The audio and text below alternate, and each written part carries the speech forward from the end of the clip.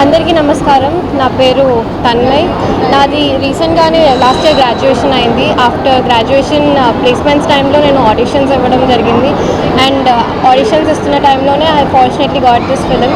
Story వినగానే నాకు అర్థమైంది చాలా serious subject and sensible subject అనేసి. ఇలాంటి ఒక రోల్ తీసుకోగలనా అని అనిపించింది. But then I really wanted to do. ఎందుకంటే ఫస్ట్లోనే ఇలాంటి ఒక ఫిలిం ఒక అమ్మాయికి హీరోయిన్స్కి దొరకడం ఇస్ వెరీ మచ్ డిఫికల్ట్. కానీ ఫార్చునేట్గా ఆడిషన్స్ ఇచ్చాను and then I got selected. ఇలాంటి ఒక సబ్జెక్ట్ ఫస్ట్లోనే నాకు చేసినందుకు చాలా హ్యాపీగా ఉంది.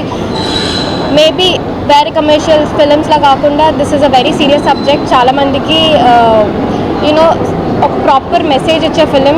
సార్ది Mallesham and a type Metro చూస్తే యూల్ అండర్స్టాండ్ అసలు ఫిలిం స్క్రీన్ ప్లే సార్ది ఎలా ఉంటుంది అనేసి. దీనికి డబుల్ ఉండబోతుంది this 23 film because not one message, you'll be getting multiple messages from this film. నాకు చిన్నప్పటి నుంచి బేసిక్గా యాక్టింగ్ అంటే ఇష్టం. ఈ ఫిలిం వచ్చినప్పుడు యాజ్ ఐ సెడ్ చాలా డిఫికల్ట్ పాత్ర. అది చేయాలి అన్న ఒక ఎక్స్పీరియన్స్ నాకు అయ్యో చేయగలుగుతానా లేదా అన్న ఫీలింగ్ వచ్చింది.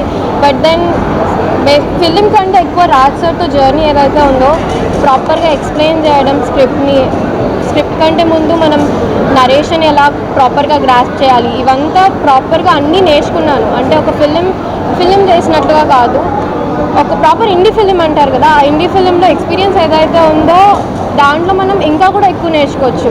ఇప్పుడు నేను ఏ ఫిలిం అన్నా కూడా కొంచెం ఈజీగా చేయగలుగుతానేమో బికాజ్ ఆల్రెడీ నేను దీంట్లోనే చాలా స్ట్రగుల్స్ కానివ్వండి, పాత్రలో స్ట్రగుల్స్ కానివ్వండి, మేకింగ్లో స్ట్రగుల్స్ కానివ్వండి, అవంతా ఆల్రెడీ ఎక్స్పీరియన్స్ అయిపోయాను. సో ఈ ఎక్స్పీరియన్స్ నాకు ఎక్కడికి వెళ్ళినా కూడా it will be 20% next difficult. ఈ ఫిలిం ఎక్స్పీరియన్స్ కానీ అన్నీ నాకు ఎక్కడికి వెళ్ళినా కూడా ప్రాపర్గా యూజ్ అవుతుంది. అండ్ ఎక్కడికి వెళ్ళినా కూడా చెప్పుకోగలుగుతాను. ఆఫ్టర్ 10 years కూడా ఈ ఎక్స్పీరియన్స్ అలానే ఉంటుంది. ఈ ఫిలిం కూడా నాకు ఎప్పటికైనా చూపించుకోవడానికి ఉంటుంది.